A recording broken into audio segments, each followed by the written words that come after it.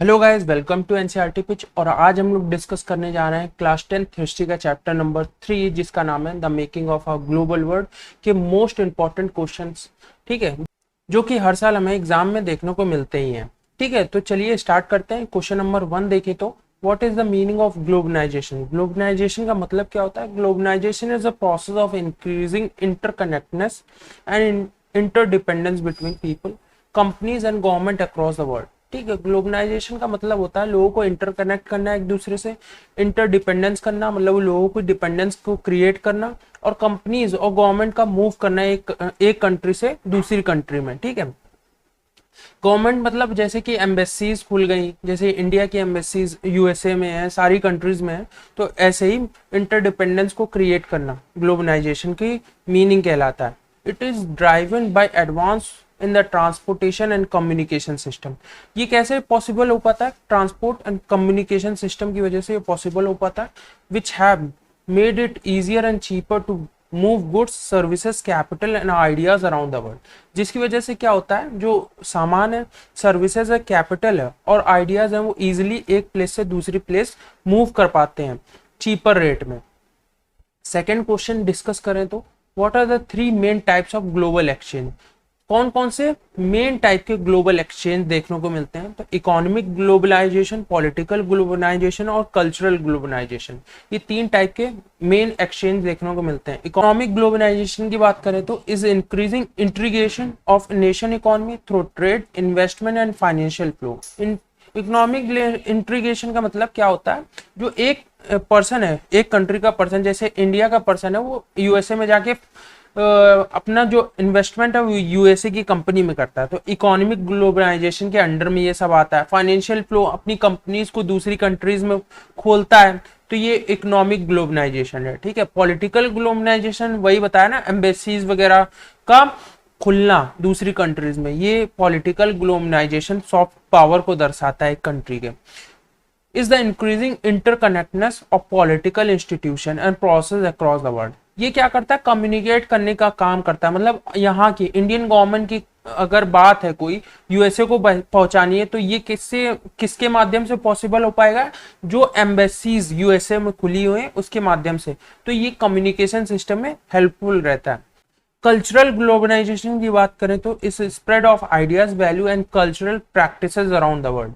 ठीक है, जैसे कि आज हम पूरी दुनिया में गांधी जी के जो आइडियाज हैं वो आइडियाज को फॉलो करते हैं, तो ये कल्चरल ग्लोबलाइजेशन के मीनिंग में आते हैं। थर्ड क्वेश्चन डिस्कस करें तो what are the effect of corn law. Corn law के क्या क्या इफेक्ट देखने को मिले?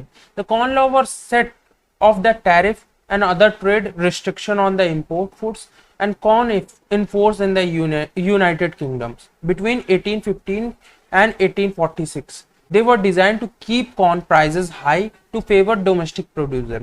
इसकी वजह से क्या हुआ? कॉर्न के जो प्राइस थे यूके में वो हाई चले गए। क्यों? क्योंकि डोमेस्टिक प्रोड्यूसर को इसकी वजह से प्रॉफिट हो रहा था। गवर्नमेंट के ऊपर प्रेशर क्रिएट किया इन लोगों ने और कॉर्न लॉ को इंप्लीमेंट करवाया, जिसकी वजह से क्या हुआ? जो कॉर्न इंपोर्ट होके दूसरी कंट्रीज से आता था यूके में, वो बैन हो गया और यहाँ के डोमेस्टिक प्रोड्यूसर्स को एक तरीके से अपॉर्चुनिटीज मिल गई। इसके इफेक्ट देखें तो the effect of corn laws were, पहला इफेक्ट देखें तो high food prices for consumer, food के जो प्राइसेस था वो हाई हो गए थे। Reduce economic growth, economic growth जो थी वो कम हो गई थी।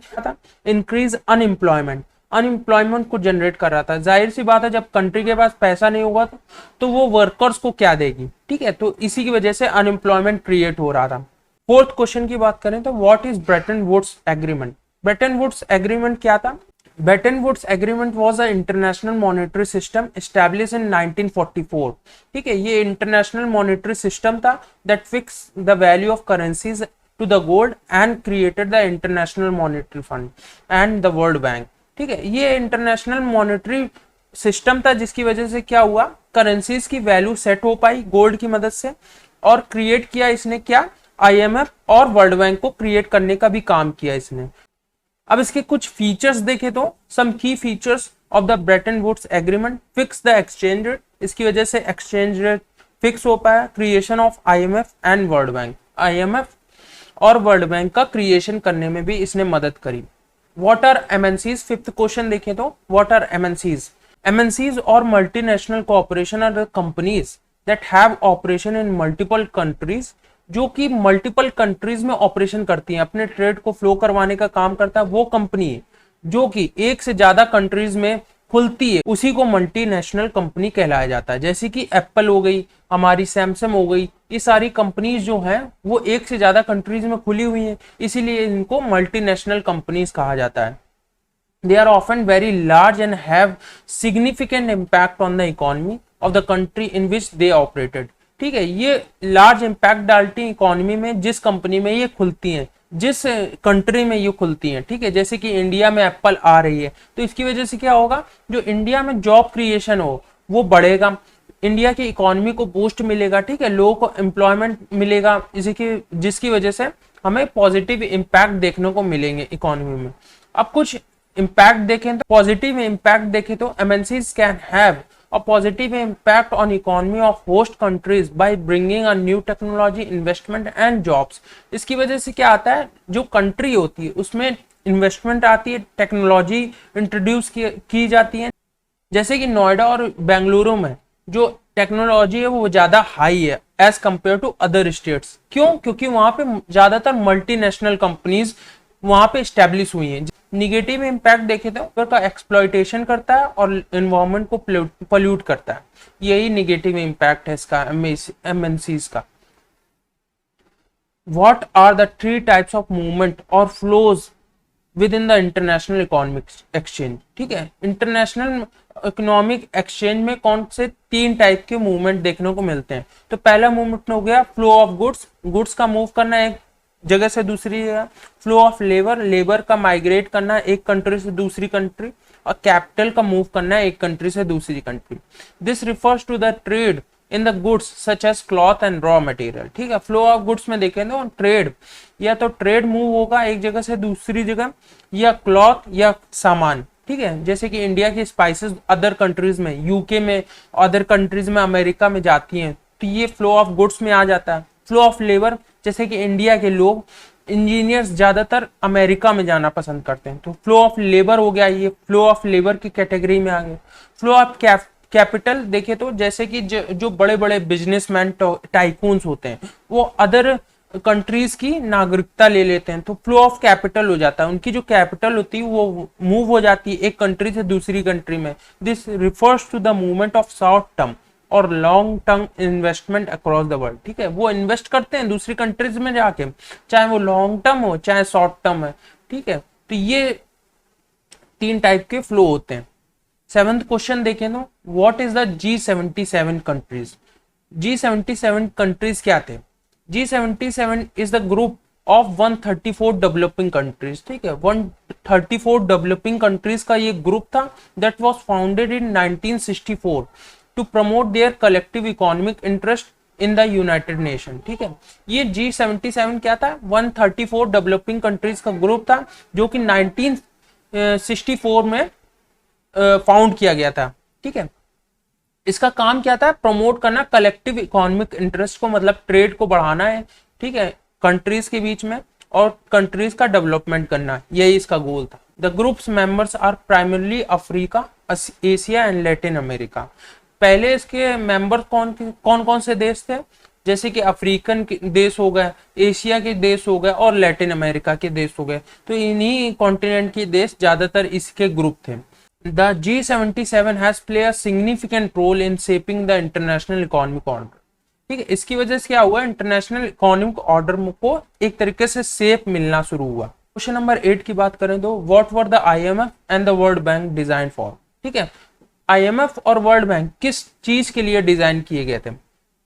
सिंपल सी बात सुन लो, IMF डिजाइन किया गया था जो सफरिंग कंट्रीज है उनके लिए, जैसे कि पाकिस्तान इस समय सफर कर रहा है बैंकरप्सी से, श्रीलंका सफर कर रहा था, तो इनके लिए लोन प्रोवाइड करने का काम कौन करता था? IMF। वर्ल्ड बैंक किस लिए काम करता है? डेवलपमेंट के लिए कंट्रीज के। जैसे इंडिया को कोई इंफ्रास्ट्रक्चर डेवलप करना अपनी कंट्रीज में, तो वो किसके पास जाएगा? वर्ल्ड बैंक के पास जाएगा। वर्ल्ड बैंक उसको लोन प्रोवाइड करेगा, जैसे हाईवे बनाना है, रेलवे ट्रैक को बिछाना है, या कोई भी काम जैसे जो कंट्री को डेवलपमेंट के रास्ते में ले जाए उसके लिए लोन कौन प्रोवाइड करेगा? वर्ल्ड बैंक प्रोवाइड करेगा। और सफरिंग कंट्रीज के लिए लोन कौन प्रोवाइड करेगा? आईएमएफ करेगा। ठीक है, the international Monetary fund IMF and the World Bank were designed to promote global economic stability and growth. इनका काम क्या था? स्टेबिलिटी प्रोवाइड करना कंट्रीज को और ग्रोथ प्रोवाइड करना। The IMF provide the loan to the countries in the financial difficulties, जैसे कि पाकिस्तान हो गया। And the World Bank provide loans to developing countries for the project such as infrastructure and education. ठीक है, infrastructure develop करना या education policy लानी, तो उसके लिए वर्ल्ड बैंक प्रोवाइड करता है लोन्स। सम की फीचर्स देखें तो to promote International Monetary Fund, International Monetary Fund को प्रमोट करना। To facilitate the expansion and balance growth of international trade, international trade को बैलेंस या फिर ग्रोथ करवाने का काम था इन लोगों का, है मतलब इन इंटरनेशनल ट्रेड को बैलेंस और ग्रोथ करवाने का काम इनका है। To help the countries adopt sound economic policies, countries को मदद करने का काम है इनका। टू प्रमोट इकोनॉमिक डेवलपमेंट, और इकोनॉमिक डेवलपमेंट को प्रोवाइड करने का काम है इन लोगों का। ठीक है, 9th क्वेश्चन देखे तो what was the effect of great depression on the world. ठीक है, ग्रेट डिप्रेशन से वर्ल्ड में क्या इंपैक्ट पड़ा? Economic, the great depression was the worst economic crisis in the modern history, modern history की worst economic crisis थी ये। It was devastated the global economy, इसने ग्लोबल इकोनॉमी को पूरी तरीके से तबाह कर दिया। Causing unpredictable level of unemployment, poverty and social unrest. ठीक है, इसने क्या किया? अनप्रिडिक्टेड तरीके से अनएम्प्लॉयमेंट जनरेट किया, पुअर्टी को जनरेट किया और सोशल अनरेस्ट को डेवलप करने का काम किया।